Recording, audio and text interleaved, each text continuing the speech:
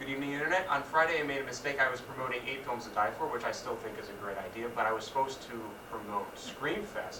Emily's back here to just, let me have it. So please take it away. Alright, I'm here to give you the rundown of all the different scary movies that have been going on in the past week since I've been gone.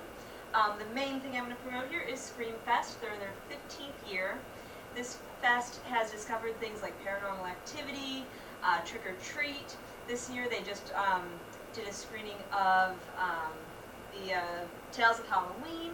But really this fest is amazing for its shorts. I think that they have the strongest shorts program of any horror film festival that I've heard of. So I just want to give a couple shout outs to some really great shorts that you guys should look for. If they play in a festival near you, go see it, go support it.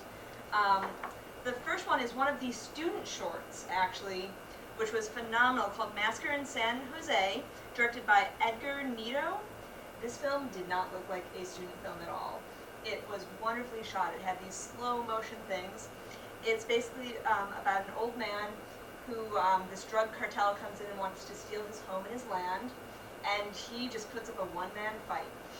It is really neat, surprising, it wasn't one that was really on my radar, because it was a little bit less horror than the others, but amazing, amazing film.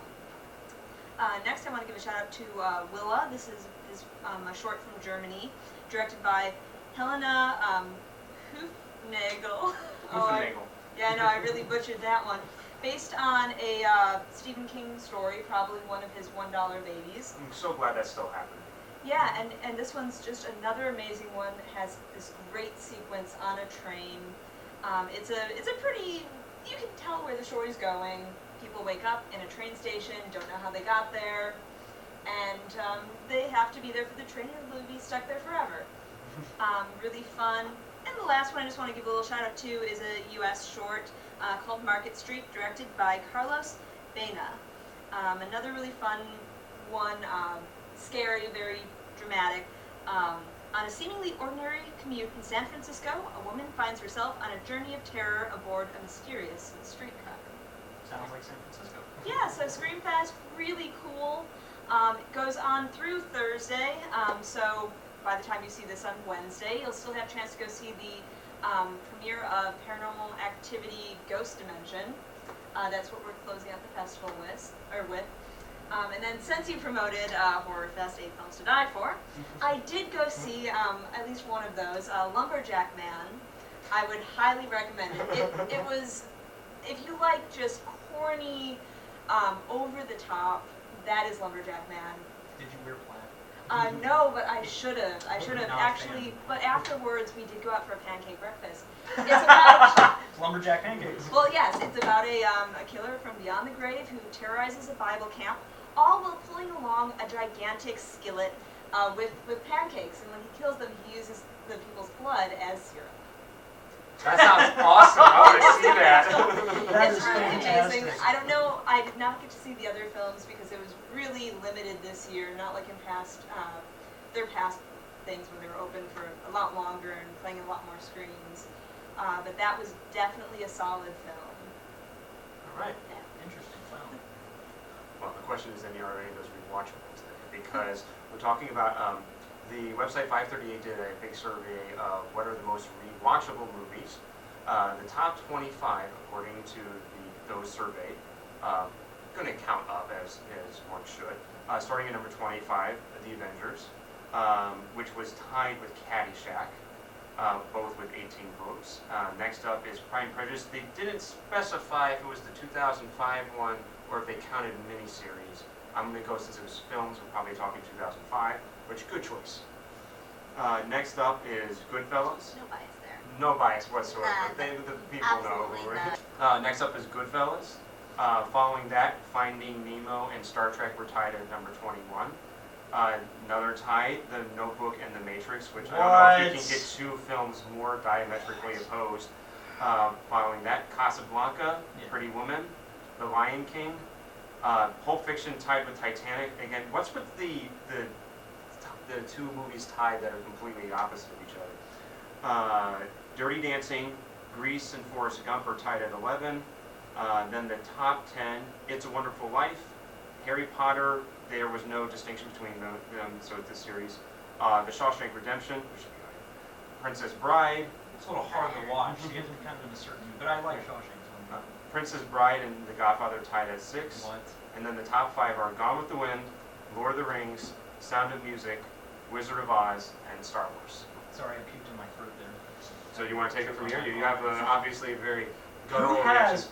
has 5 hours of time to watch Gone with the Wind more than once in a lifetime? I actually have to agree with you on that. I mean, the first half of the movie should have been the movie. Then it would have been really cool, because I enjoyed the first half of the movie, at least to the point to rewatch it. Fade out as the camera's pulling back on the wide shot and all the All dead people. like all the dead people, Atlanta's burning in the background, they're kissing each other. Yeah, I'm totally cool with that. They should have stopped at intermission. That was, I'm sorry, my mother loves that movie, and I love my mother, but I made a promise to her I would see it at least once all the way through, and you know why that last line of the movie is so amazing and everybody loves it? Is because that's what everyone is thinking the entire. Actually, I think when AFI listed that as the #1 most quotable quote, they actually said, someone said, it's because I've been wanting to say that The entire time she whines. It's just a bunch of whining. I mean, you don't have to act if it's just whining. I mean, it's. I'm sorry, I don't have 5 hours to waste ever again. Lord of the Rings, okay, I'm definitely cool with that. The series, Sound of Music, that's. I guess some people like it. I'm not. That's me being biased. Wizard of Oz, oh, I can watch that all day. And of course, Star Wars, one of my favorite. But I'm sorry, Gone with the Wind, no. I feel like a lot of the Even lists. Casablanca, I think a lot of them are outdated. Casablanca, I would watch Casablanca That's again. That's the #2 on my all-time list. I love Casablanca's great. Casablanca. Well, I mean, okay, so I just think Go ahead. they do another breakdown here Between men and women. men and women. I just didn't want to list But all 50. I Yeah. just wish there was also more that they had listed what the age was, or at least an age bracket for who was voting. Well, I feel like there's so few people voting. Like, it's not. I mean, The top one in all of them only had 98 mentions, so I feel like it's not the definitive list of movies to watch. I think a lot of people confused rewatchable with great There films. was 4,360. entries from 1,100 Oh, respondents. okay. So there was only 1,169 people responding to this. We need to get our views up above 1,000. We'll redo this. We'll have a proper sample size. But replay value, which we see a lot in video games when you do that, I mean, that's important. But for movies, if you can have it on your shelf and you can pop it in on a random time of the week, that's pretty awesome. It's not just entertaining. There's a lot of entertaining movies that will not make this list just because, okay, they're entertaining. I mean, how many times have I seen Stripes? That's an amazing movie when it comes to replay value, but it's not going to make the list. I mean, Star Wars, of course, I think that's just pretty obvious. Even if you're male, female, 9 years old, 90 years old, it's when can you not watch Star Wars and be entertained? I feel like It's a Wonderful Life is one that you rewatch, I guess, in Christmas. But if we're going through that list, really, A Christmas Story is the ultimate rewatchable movie because it does play for 24 hours Hours straight a day, in Christmas. thanks TBS. I like And, that tradition, you know. but that's not that's my go-to Christmas movie.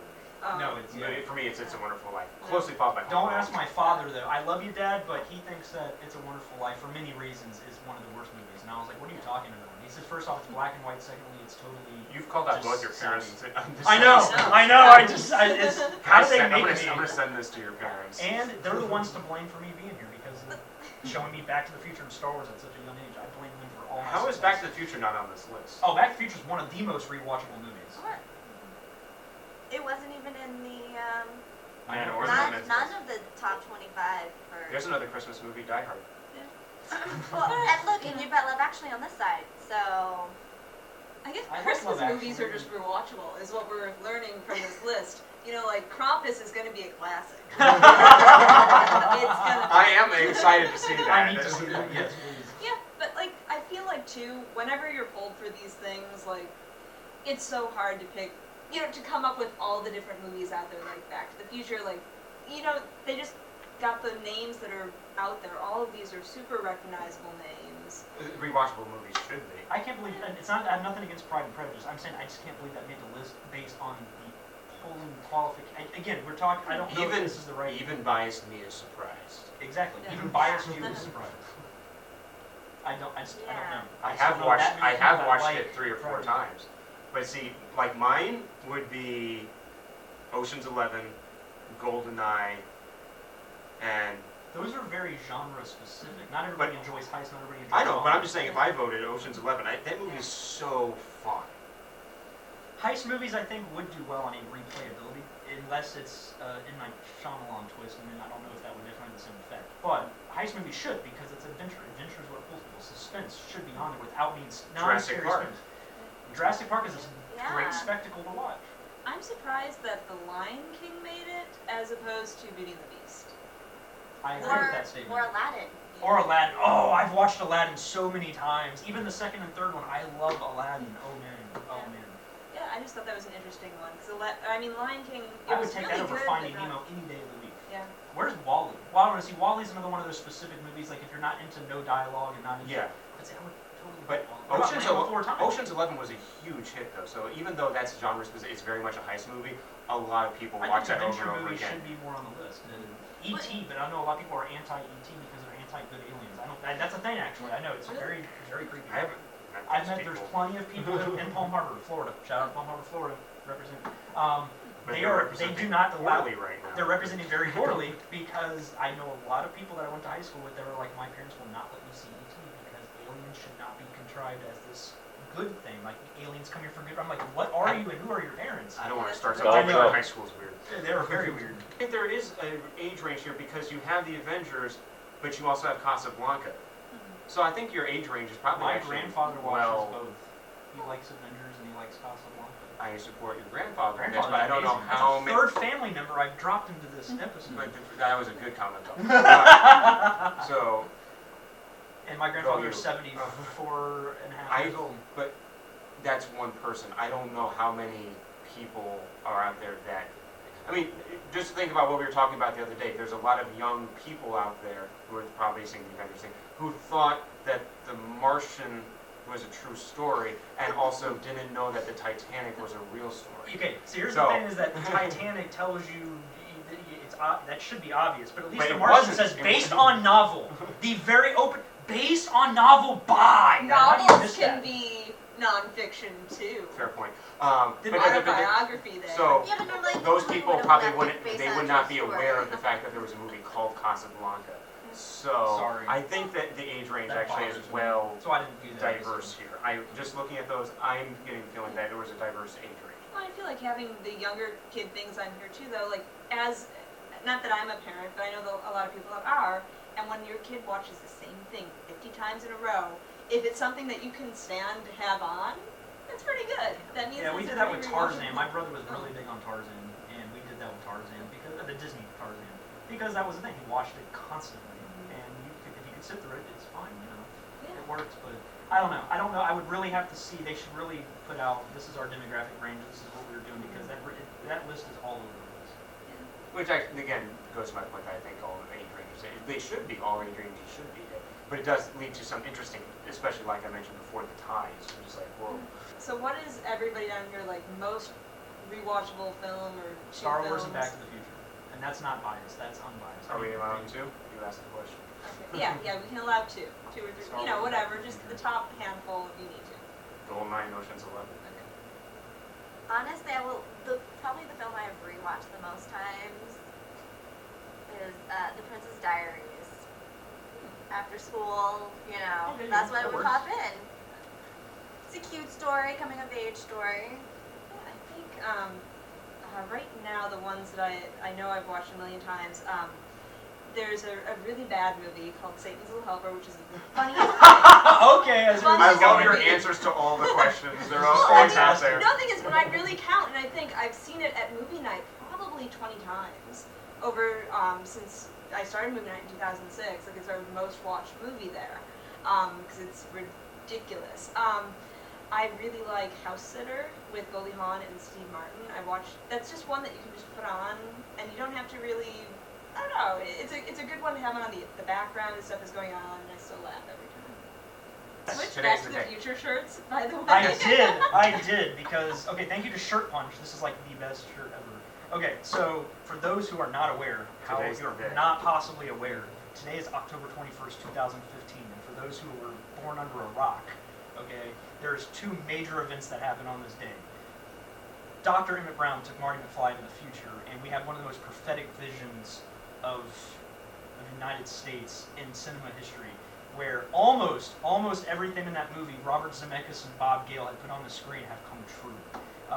So Back to the Future being amazing is now going to be showing a marathon of all 3 films today at 4:29 p.m. just as the time circuit say. I'm gonna put this episode out on Tuesday for everyone, or so we can Because see everybody it gets a Wednesday chance. morning. Yeah. All So- over the world. It's not just America. They have in Canada, they have in China, Japan. All over the world, they're showing the entire marathon nonstop. In the City of Industry today, they are showing it at the Twin Pines Mall. With a big, huge projection screen, and the DeLorean that they used on set will be there doing the exact choreography with a VW microbus. That's so awesome. But I'm actually going to go see it at the ArcLight Hollywood because I'm not going to get to see it. Yes. But the second great feat, it's not just the great feat that Robert Zemeckis pulled off, that there was only 4 items that haven't come true. Obviously, hover cars.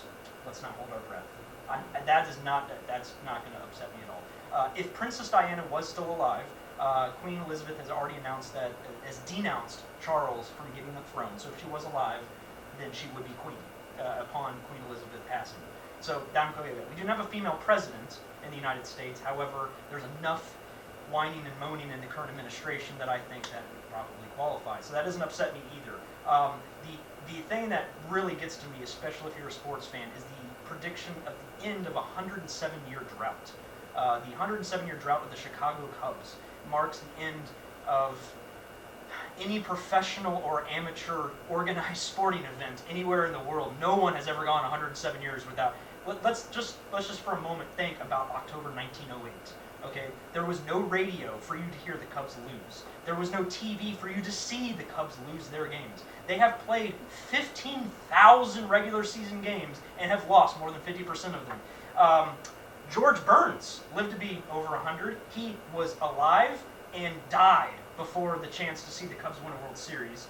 Chicago teams have added other professional sports. NBA, NHL, NFL, they all have won championships. We've had 16 presidents, 11 new amendments to the Constitution, Prohibition was created and repealed, and my all-time favorite, the Titanic was built, designed, set sail, sank, rediscovered at the bottom of the ocean floor, and turned into a major motion picture. And this gave hope to the Cubs fans that something that ended on the bottom can still rise to the top. Wrigley Field was built as their new home. It becomes one of the oldest parks in the National League. It erected flagpoles for all their future World Series because at the time it was built, they had back-to-back World Series in 1907 and 1908. They have since rusted and corroded and been taken down.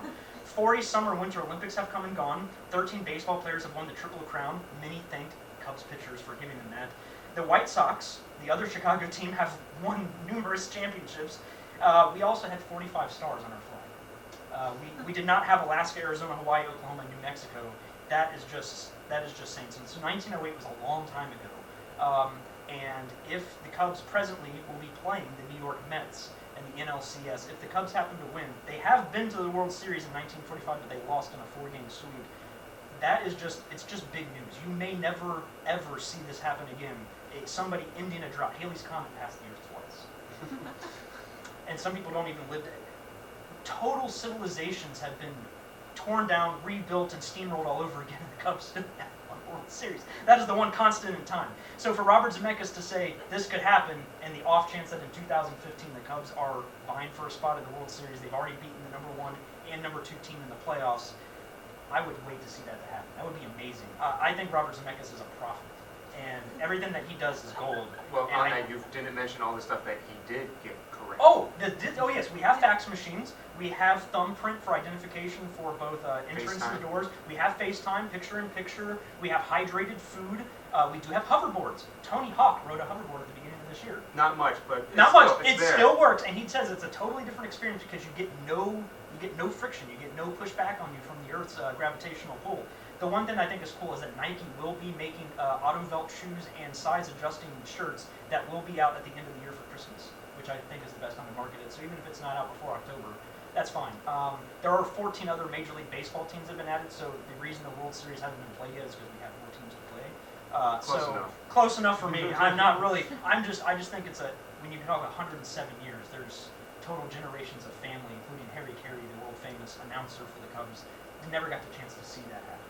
And so I'm going to definitely be at the ArcLight Hollywood watching all 3 Back to the Future movies. and then hopefully make it in time to see the Cubs. Go Cubs. Go Cubs, if I Everybody's didn't have Cubs. work, I'd be there. I would go to the City of Industry, but alas, working a night job. Join us Friday when we'll be talking about Jennifer Lawrence's op-ed letter on equal pay in this industry.